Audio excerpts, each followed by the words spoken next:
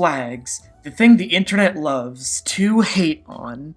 But wait, what do these things have to do with ships? Well, quite a lot actually, because flags come from ships, and despite radios remaining a useful part of ship navigation, they began as a means to identify the nation of which you are from, and are now used for call signs and commands. Today, let's review the types of flags ships used and how they are influential in the development of national flags. Let's explore the rules of navigation.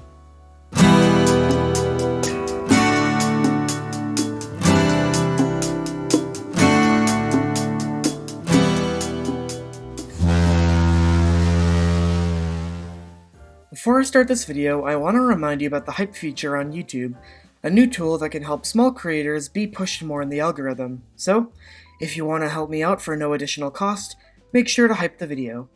This show has been getting less views lately, so if you want a season 2, make sure to hype it. Anyways, back to the video. Flags on ships began centuries ago. As with all ship-related things in this show, it starts in Rome, because all ships lead to Rome.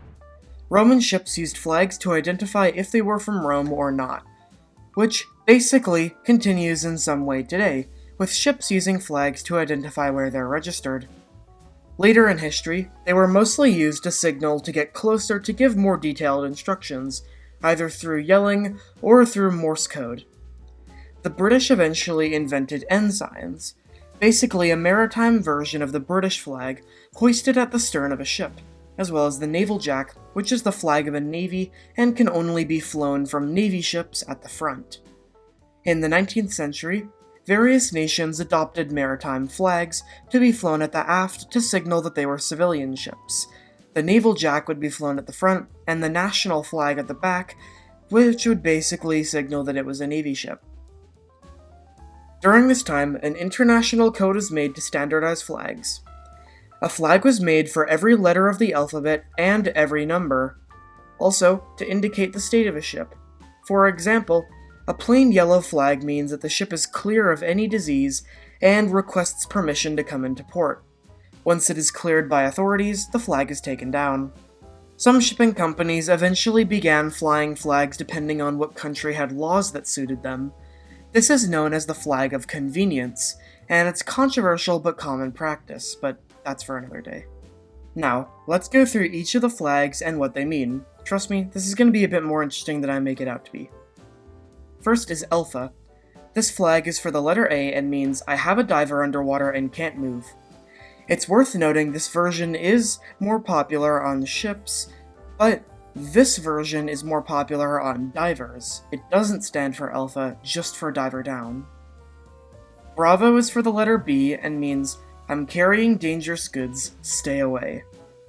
Charlie is for the letter C and means affirmative.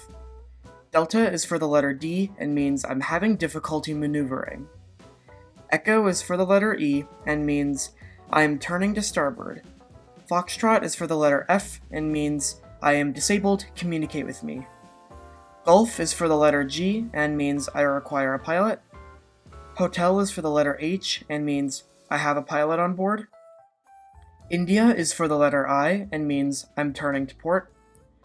Juliet is for the letter J and means I am on fire and have explosive cargo. Which I find weird because if you were on fire and had explosive cargo, I don't think you'd have time to raise a flag.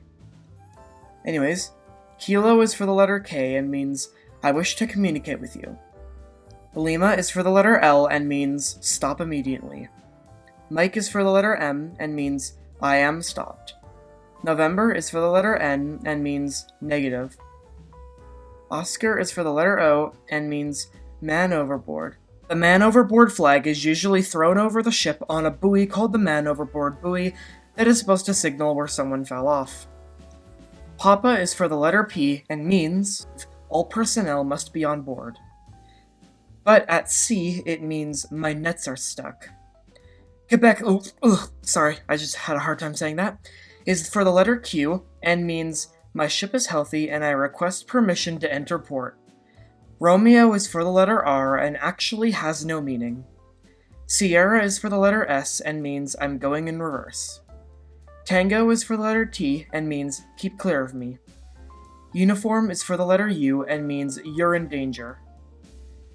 Victor is for the letter V and means I require assistance. Whiskey is for the letter W and means I require medical assistance. X-ray is for the letter X and means wait for more signals. And finally, Yankee is for the letter Y and means I'm dragging anchor, so basically you never want to see this one. And Zulu is for the letter Z and means I require a tugboat, although it has a special meaning in Japan. I should note that when multiple flags are hoisted on the mast of a ship, they are trying to spell a word. But if there is only one, then it means whatever the flag means. In the SS United States' pool room, they had a display on the wall with signal flags, very cleverly saying, "Come on in, the water's fine." However, the use of maritime flags to designate what nation you're from actually has had a real-world effect on some real-life country flags. For example, the Qing dynasty in China did not have a flag for a long time, but after the Second Opium War, it was finally agreed to give China a flag because the British had a hard time telling civilian vessels away from military vessels. So, they designed a flag that looked like this, and it became the first ever flag of China. Ships don't usually use this too much anymore, instead vying to use radio communication. However, they are used to make call signs. For example, the ship is registered as DE766, shown here by the flags, but on the port side, it says NZYF. This is its radio call sign, used on radio, basically like how planes have their numbers on the back, so it's used to identify the ship. I should also briefly mention the number flags that I alluded to earlier. They are, in order because I'm lazy, 1, 2, 3, 4, 5, 6, 7, 8, 9, and 0, so you can do math with ship flags. I should mention that nations have separate flags for national use, civilian use, and navies. For example, this is the flag of the Bahamas, this is the civilian ensign of the Bahamas, and this is the Navy flag of the Bahamas, with civilian versions popping up frequently on cruise ships, flying them for a flag of convenience, which, once again, I will dive into in another video if you guys want me to. But, okay, all of this is cool, but what's actually the purpose of these flags, and why are they still used if we have radios and more modern forms of communication? Well, it depends. They can be helpful for signaling when a radio goes out, which is what they're most commonly used for. They can help identify a ship's purpose, which could be very useful in wartime, and during ceremonies, the ship is dressed, which basically means that all of these flags are strung along a rope across the ship. But from what I know, when they do a dressing, it doesn't have a meaning. But signal flags do remain an important part of ship navigation and an interesting footnote in history, and besides, they make cool decorations. And with that, thanks for watching this episode, and thanks for watching Rules of Navigation Season 1. If you guys would like a Season 2 of this, I would love to make it, but I need your support to make it happen.